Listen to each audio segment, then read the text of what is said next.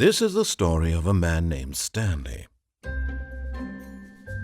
Stanley worked for a company in a big building where he was employee number 427. Employee number 427's job was simple. He sat at his desk in room 427 and he pushed buttons on a keyboard. Orders came to him through a monitor on his desk, telling him what buttons to push, how long to push them, and in what order. This is what employee 427 did every day of every month of every year. And although others might have considered it soul-rending, Stanley relished every moment that the orders came in, as though he had been made exactly for this job. And Stanley...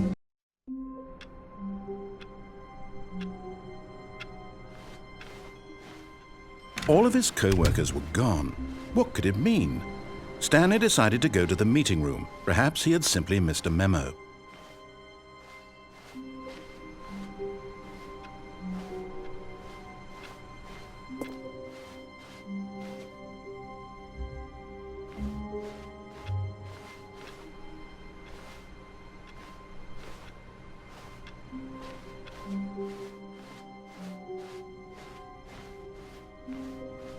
When Stanley came to a set of 2 open doors, he entered the door on his left. This was not the correct way to the meeting room, and Stanley knew it perfectly well. Perhaps he wanted to stop by the employee lounge first, just to admire it.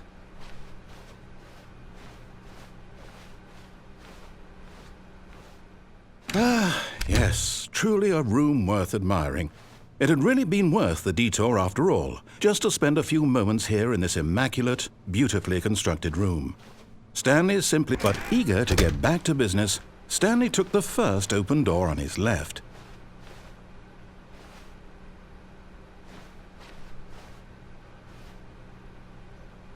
Stanley was so bad at following directions, it's incredible he wasn't fired years ago.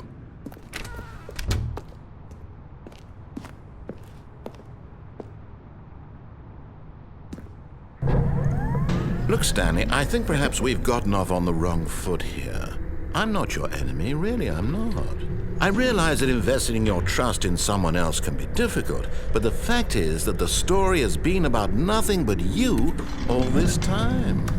There's someone you've been neglecting, Stanley. Someone you've forgotten about. Please, stop trying to make every decision by yourself. Now, I'm not asking for me. I'm asking, this is it, Stanley.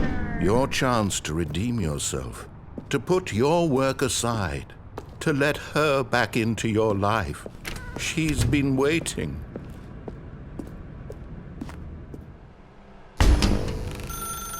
That's her, Stanley. You need to be the one to do this, to reach out to her. If you can truly place your faith in another, then pick up the phone.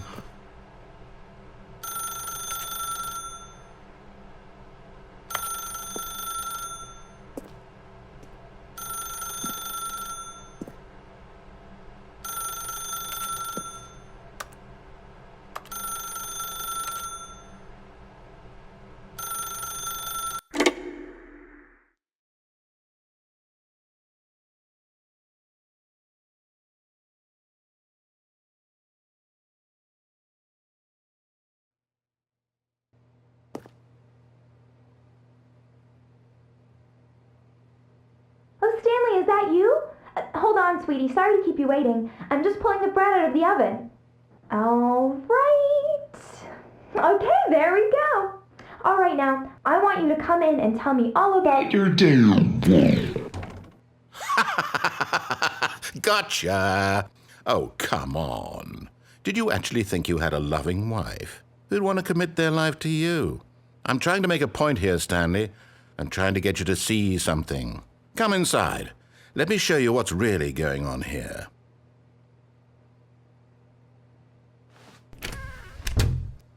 This is a very sad story about the death of a man named Stanley. Stanley is quite a boring fellow. He has a job that demands nothing of him, and every button that he pushes is a reminder of the inconsequential nature of his existence.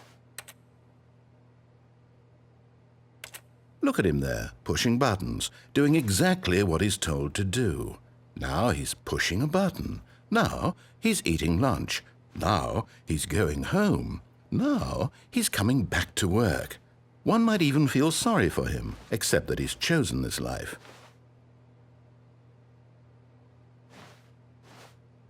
But in his mind, he can go on fantastic adventures.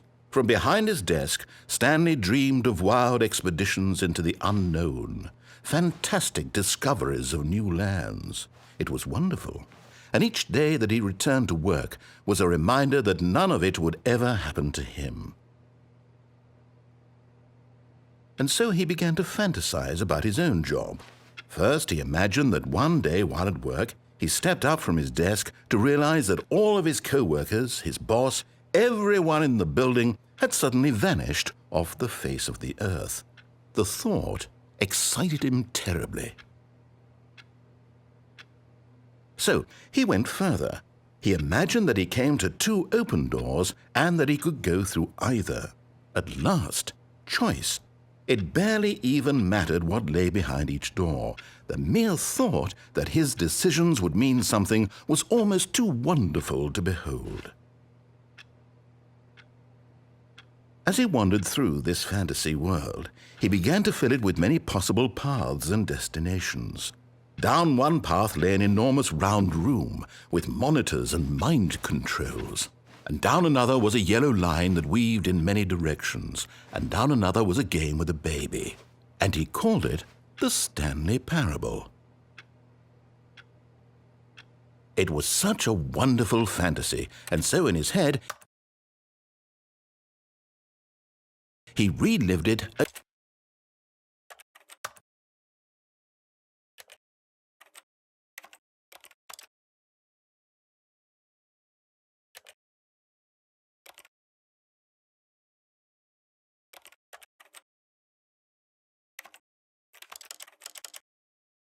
again, and then again, and again, over and over, wishing beyond hope that it would never end, that he might always feel this free. Surely there's an answer down some new path, mustn't there be? Perhaps if he played just one more time. But there is no answer. How could there possibly be? In reality, all he's doing is pushing the same buttons he always has. Nothing has changed. The longer he spends here, the more invested he gets, the more he forgets which life is the real one. And I'm trying to tell him this, that in this world he can never be anything but an observer, that as long as he remains here, he's slowly killing himself. But he won't listen to me. He won't stop. Here, watch this. Stanley, the next time the screen asks you to push a button, do not do it. You see? Can he just not hear me? How can I tell him in a way that he'll understand that every second he remains here, he's electing to kill himself? How can I get him to see what I see? How can I make him look at himself?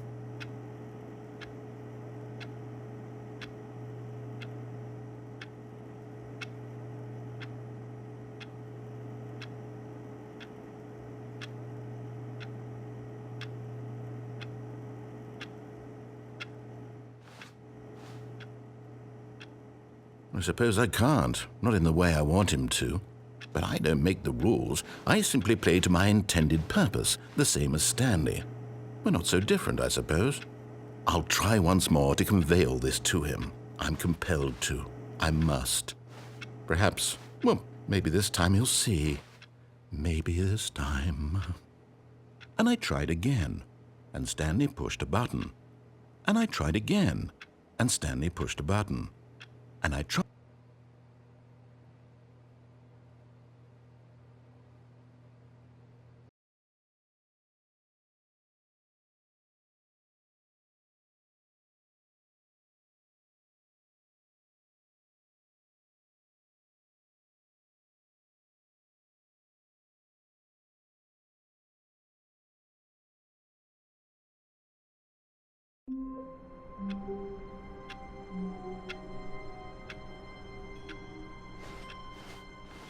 All of his co-workers were gone. What could it mean? Stanley decided to go to the meeting room. Perhaps he had simply missed a memo.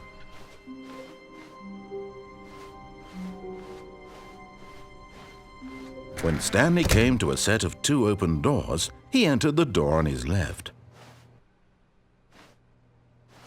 This was not the correct way to the meeting room, and Stanley knew it perfectly well. Perhaps he wanted to stop by the employee lounge first, just to admire it. Wow, yes, this room. But eager to get back to business, Stanley took the first open door on his left. And so he detoured through the maintenance section, walked straight ahead to the opposite door, and got back on track.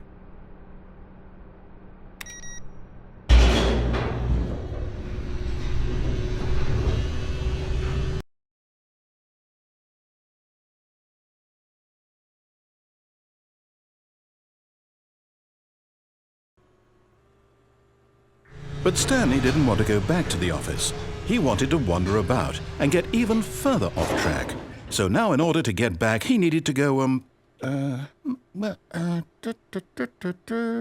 from here it's, left. Oh, no, it's to the right, my mistake. No, not the right. Why would I have ever said it was to the right? What was I thinking? It's clearly... Oh dear, would you hold on for a minute, please?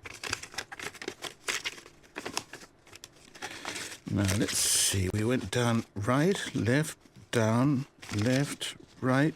Yep, okay, yes. I've got it now. This story is absolutely, definitely this way.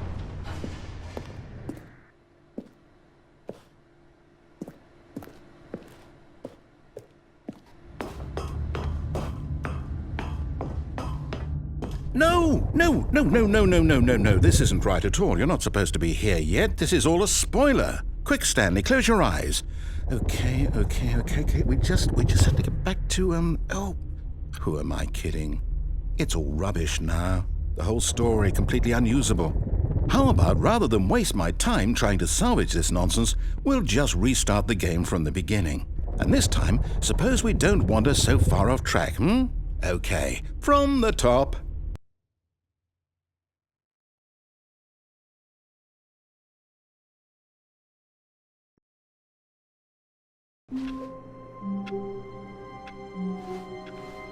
All of his co-workers were gone. What could it mean? Stanley decided to go to the meeting room. Perhaps he had simply missed a memo.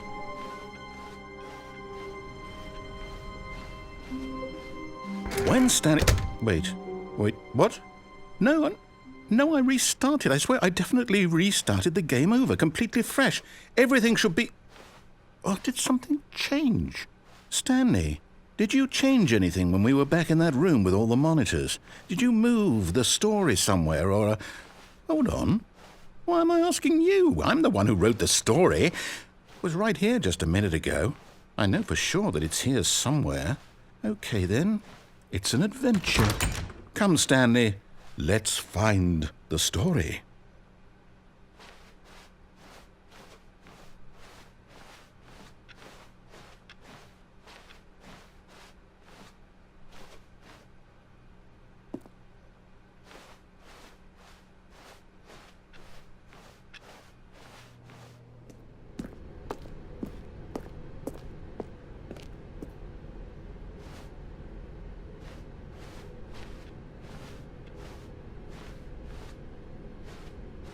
I'll say it. This is the worst adventure I've ever been on. I can promise you there definitely was a story here before. Do we need to restart the game again? Well, I find it unlikely that we'll ever progress by starting over and over again, but it's got to be better than this. Okay, let's give it a shot. Why not?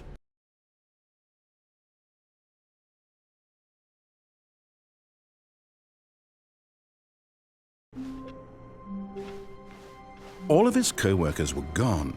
What could it mean? Stanley decided to go to the meeting room. Perhaps he had simply missed a memo.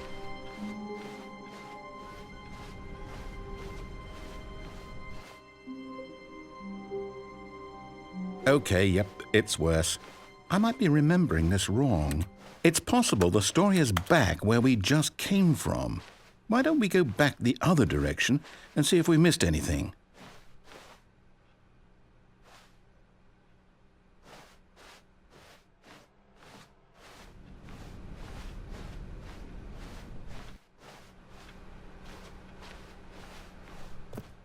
Aha!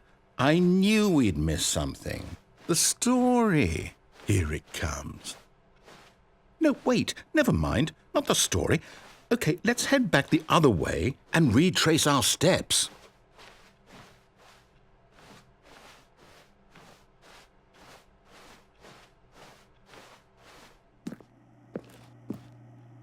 Now this... Well, I'll be honest, I don't recognize this place at all. Is this the story? I don't think so. I can't quite recall, but I believe my story took place in an office building. Is that correct? Do you remember, Stanley? Well, do you know what? Since I've completely forgotten what we were supposed to be doing, how about this? You win! Congratulations! I know you put in a lot of hard work, and it really paid off, so good job.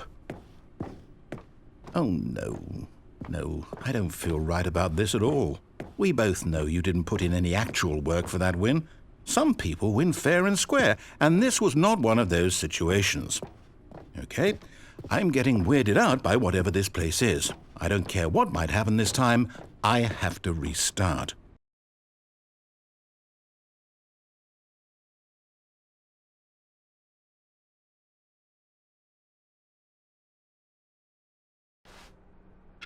All right, I've got a solution. This time, to make sure we don't get lost, I've employed the help of the Stanley Parable Adventure Line. Just follow the line. How simple is that? You see, the line knows where the story is. It's over in this direction. Onward, Stanley, to destiny. Though, here's a thought. Wouldn't wherever we end up be our destination, even if there's no story there? Or to put it another way, is the story of no destination still a story? Simply by the act of moving forward, are we implying a journey such that a destination is inevitably conjured into being via the very manifestation of the nature of life itself? Okay, Stanley, I need to follow this train of thought for a minute. Just stick with me. Now, we can both agree that the nature of existence is in fact a byproduct of one's subjective experience of that existence, right? Okay, now if my experience of your existence rests inside of your subjective experience of this office, is this office in fact the skeleton of my own relative experiential mental subjective construct? Whoa. Hang on. That got a bit weird back there. Well, I'd like to apologize. Not sure where I was going with all that. You know what? I think what we need right now is a bit of music to lighten the mood.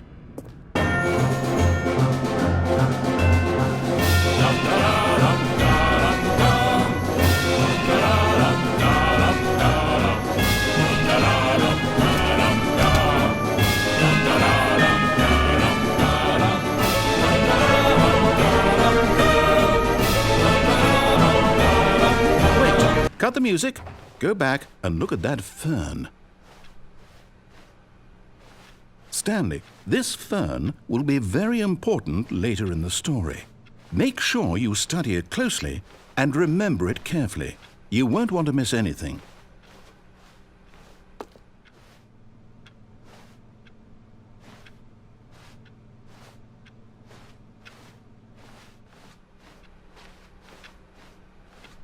Wait, what? We're back at the office? No. Line, you do know we're looking for the Stanley Parable, right? The story? Is any of this ringing a bell? Oh, no, not again, Line. How could you have done this to us? And after we trusted you, after everything we've been through, you... Oh, I can't take this anymore. To hell with it. Restart.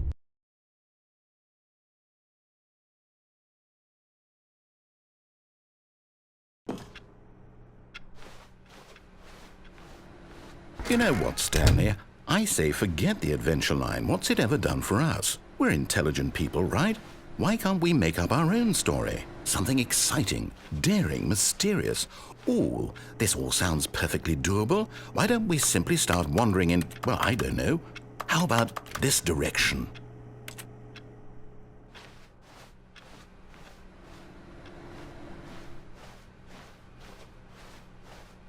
Now, yes, this is exciting. Just me and Stanley forging a new path, a new story. Well, it could be anything. What do you want our story to be?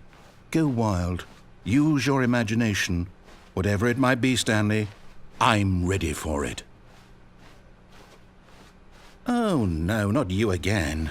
Stanley, I'd also like to veto the line from having any role in our awesome new story. No lines or monitor rooms. Just don't acknowledge it. We should be fine.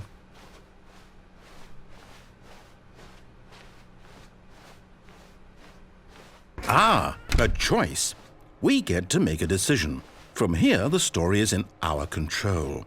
How important we mustn't squander the opportunity. In fact, I believe I need a minute to think here. Just walk in circles for a minute. Okay, so I know that each door has to lead somewhere, which means that somewhere at the place where we're trying to go, there must be a reverse door that leads here. And that in turn means that our destination corresponds with the counter-inverted reverse door's origin. So starting from the right, let us ask, will taking the right door lead us to where we're going? And since the answer is clearly yes, then by all accounts, the door on the right is the correct one. Another victory for logic. Come, Stanley, our destiny awaits. Oh, hold up, what's this? The confusion ending. You're telling me that's what this is? It's all one giant ending? And we're supposed to restart the game, what, eight times? That's really how all this goes? It's all determined? So now, according to the schedule, I restart again. Then what? Am I just supposed to forget? Well, what if I don't want to forget? My mind goes blank simply because it's written here on this thing, wall. Well, who consulted me? Why don't I get to decide? Why don't I get a say in all of this? Is it really? No, it can't be. I don't want it to be. I don't want the game to keep restarting. I don't want to forget what's going on. I don't want to be trapped like this. I won't restart the game. I won't do it. I won't do it. I won't do it. And the timer stopped? Does that mean, did we do it? Did we break the cycle? The, whatever it is that made this schedule? How would we even know? Will someone come for us? Will something happen? So, okay. I guess now we just wait, you know. I suppose in some way that this is a kind of story, wouldn't you agree? I'm not quite sure if we're in the destination or the journey, though they're always saying that life is about the journey and not the destination, so I hope that's where we are right now. We'll find out, won't we? Eventually. Well, in the meantime, if you...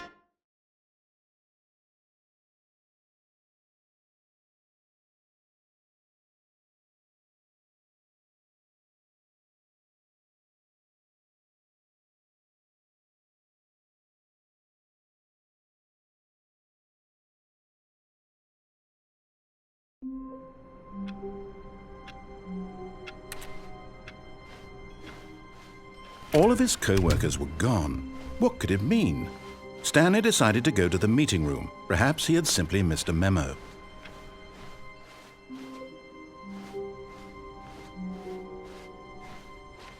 When Stanley came to a set of 2 open doors, he entered the door on his left.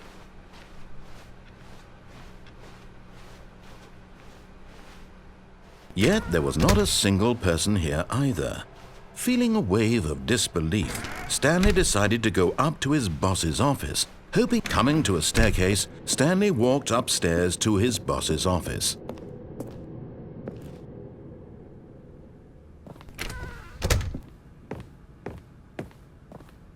Stepping into his manager's office, Stanley was once again stunned to discover not an indication of any human life.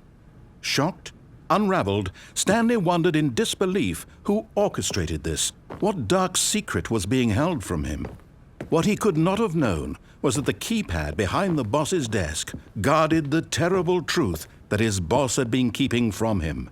And so the boss had assigned it an extra secret PIN number, 2845. But of course, Stanley couldn't possibly have known this. Yet incredibly, by simply pushing random buttons on the keypad, Stanley happened to input the correct code by sheer luck. Amazing! He stepped into the newly opened passageway.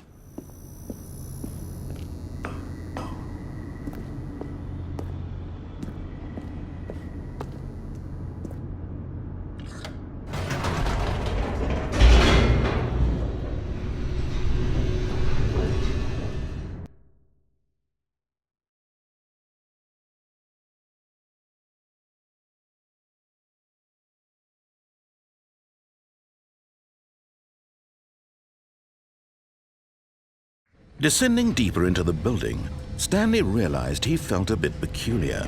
It was a stirring of emotion in his chest, as though he felt more free to think for himself, to question the nature of his job. Why did he feel this now, when for years it had never occurred to him? This question would not go unanswered for long. Stanley walked straight ahead through the large door that read Mind Control Facility.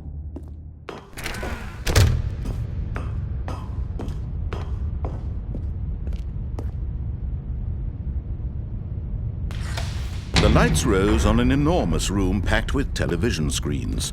What horrible secret did this place hold? Stanley thought to himself. Did he have the strength to find out?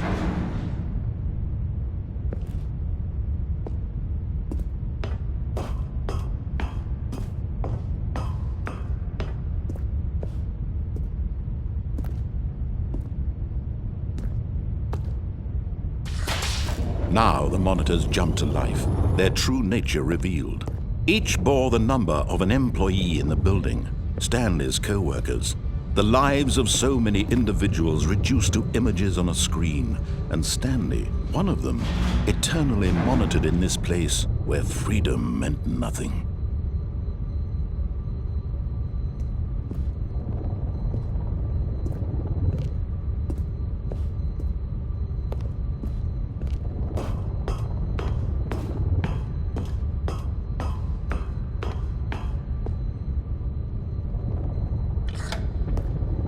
This mind control facility, it was too horrible to believe. It couldn't be true.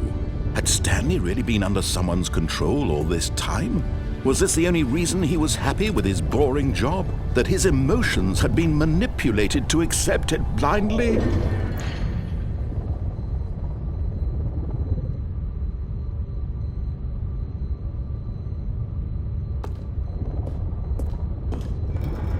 No. He refused to believe it. He couldn't accept it. His own life in someone else's control? Never! It was unthinkable. Wasn't it? Was it even possible? Had he truly spent his entire life utterly blind to the world?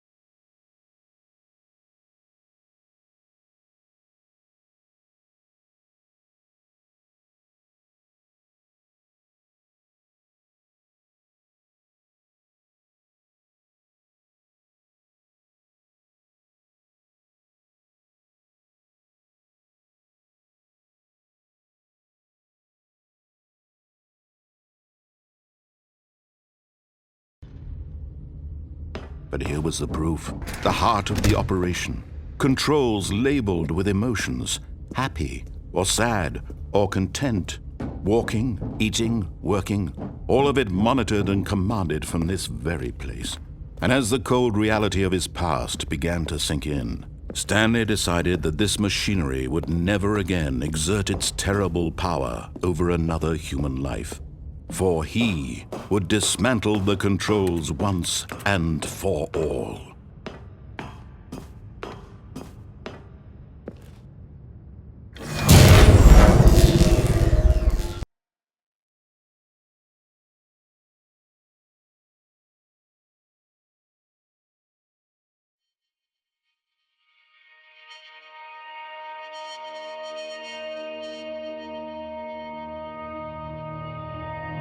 Blackness and a rising chill of uncertainty. Was it over? Yes! He had won! He had defeated the machine, unshackled himself from someone else's command. Freedom was mere moments away. And yet, even as the immense door slowly opened, Stanley reflected on how many puzzles still lay unsolved. Where had his co-workers gone? How had he been freed from the machine's grasp? What other mysteries did this strange building hold? But as sunlight streamed into the chamber, he realized none of this mattered to him, for it was not knowledge or even power that he had been seeking, but happiness. Perhaps his goal had not been to understand, but to let go. No longer would anyone tell him where to go, what to do, or how to feel. Whatever life he lives, it will be his. And that was all he needed to know. It was perhaps the only thing worth knowing. Stanley stepped through the open door. Stanley felt the cool breeze upon his skin, the feeling of liberation, the immense possibility of the new path before him. This was exactly the way, right now, that things were meant to happen. And Stanley was happy.